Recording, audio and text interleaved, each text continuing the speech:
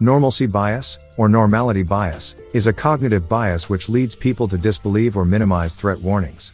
Consequently, individuals underestimate the likelihood of a disaster, when it might affect them, and its potential adverse effects. The normalcy bias causes many people to not adequately prepare for natural disasters, market crashes, and calamities caused by human error. About 70% of people reportedly display normalcy bias during a disaster. The normalcy bias can manifest in response to warnings about disasters and actual catastrophes. Such disasters include market crashes, motor vehicle accidents, natural disasters like a tsunami, and war. Normalcy bias has also been called analysis paralysis, the ostrich effect, and by first responders, the negative panic. The opposite of normalcy bias is overreaction, or worst-case scenario bias, in which small deviations from normality are dealt with as signals of an impending catastrophe. Part 1. Phases. Amanda Ripley, author of The Unthinkable, Who Survives When Disaster Strikes, and Why, identifies common response patterns of people in disasters and explains that there are 3 phases of response: denial, deliberation, and the decisive moment. With regard to the first phase, described as denial, Ripley found that people were likely to deny that a disaster was happening. It takes time for the brain to process information and recognize that a disaster is a threat. In the deliberation phase, people have to decide what to do. If a person does not have a plan in place, this causes a serious problem because the effects of life-threatening stress on the body limit an individual's ability to perceive information and make plans. Ripley asserts that in the third and final phase, described as the decisive moment, a person must act quickly and decisively. Failure to do so can result in injury or death. She explains that the faster someone can get through the denial and deliberation phases, the quicker they will reach the decisive moment and begin to take action. Part 2. Examples. Journalist David McCraney wrote that normalcy bias flows into the brain no matter the scale of the problem. It will appear whether you have days and plenty of warning or are blindsided with only seconds between life and death. It can manifest itself in phenomena such as car crashes. Car crashes occur very frequently, but the average individual experiences them only rarely, if ever. It also manifests itself in connection with events in world history. According to a 2001 study by sociologist Thomas Drabek, when people are asked to leave in anticipation of a disaster, most check with 4 or more sources of information before deciding what to do. The process of checking in, known as milling, is common in disasters. As for events in world history, the normalcy bias can explain why, when the volcano Vesuvius erupted, the residents of Pompeii watched for hours without evacuating. It can explain why thousands of people refused to leave New Orleans as Hurricane Katrina approached and why at least 70% of 9/11 survivors spoke with others before leaving. Officials at the White Star Line made insufficient preparations to evacuate passengers on the Titanic and people refused evacuation orders, possibly because they underestimated the odds of a worst-case scenario and minimized its potential impact. Similarly, experts connected with the Fukushima nuclear power plant were strongly convinced that a multiple reactor meltdown could never occur. A website for police officers has noted that members of that profession have all seen videos of officers who were injured or killed while dealing with an ambiguous situation, like the old one of a father with his young daughter on a traffic stop. In the video referred to, the officer misses multiple threat cues, because the assailant talks lovingly about his daughter and jokes about how packed his minivan is. The officer only seems to react to the positive interactions, while seeming to ignore the negative signals. It's almost as if the officer is thinking, well, I've never been brutally assaulted before, so it certainly won't happen now.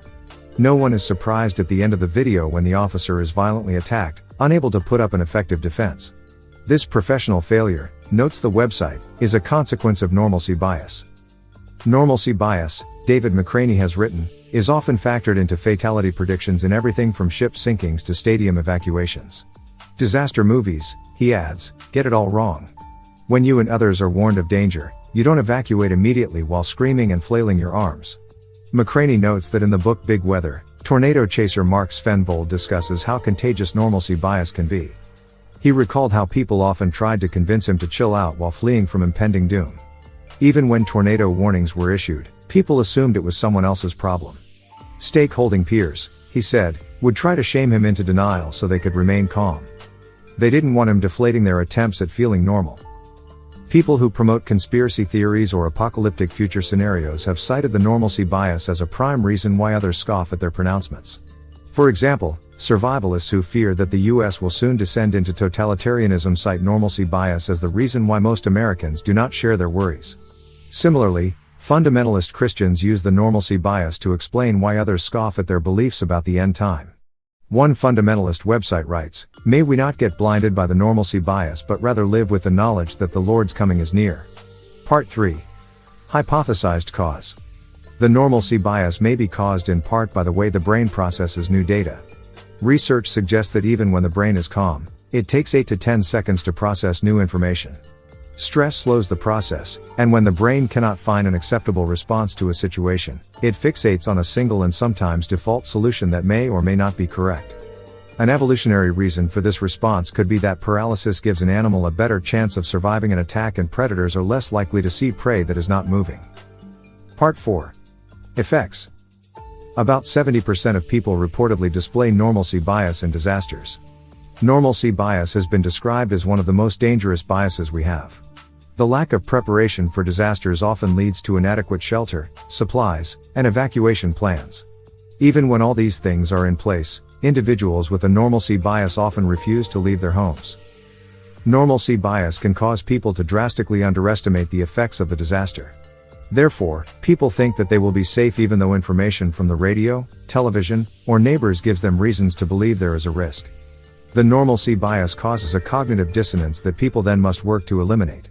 Some manage to eliminate it by refusing to believe new warnings coming in and refusing to evacuate, maintaining the normalcy bias, while others eliminate the dissonance by escaping the danger. The possibility that some people may refuse to evacuate causes significant problems in disaster planning. Part 5. Prevention. The negative effects of normalcy bias can be combated through the 4 stages of disaster response. 1. Preparation, including publicly acknowledging the possibility of disaster and forming contingency plans. 2. Warning, including issuing clear, unambiguous, and frequent warnings and helping the public to understand and believe them. 3. Impact, the stage at which the contingency plans take effect and emergency services, rescue teams, and disaster relief teams work in tandem. 4. Aftermath, re-establishing equilibrium after the fact, by providing both supplies and aid to those in need. Part 6. Overreaction. The opposite of normalcy bias is overreaction bias.